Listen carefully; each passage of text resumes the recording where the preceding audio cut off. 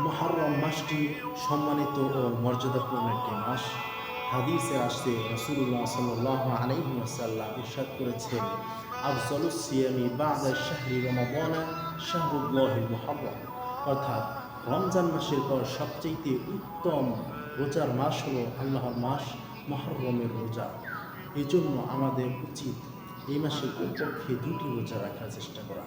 ইবনে আব্বাস রাদিয়াল্লাহু তাআলা আনহু ইরশাদ করেছেন, সুমুত তাসিআ ওয়াল আশিরা ওয়া খালিফুল ইয়াহুদা, যে তোমরা নবম এবং দশম তারিখে রোজা রাখো এবং ইহুদিদের বিরোধিতা করো।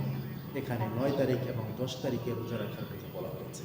কেউ যদি 10 এবং 11 তারিখে রোজা রাখে তবু হয়ে যাবে।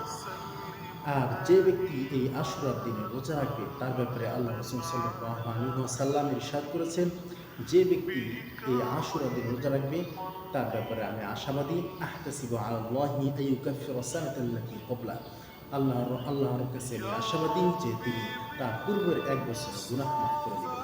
আল্লাহ তাআলা আমাদেরকে এই আশুরার দিনে রোজা রাখার তৌফিক দান করুন। সকলে বলেন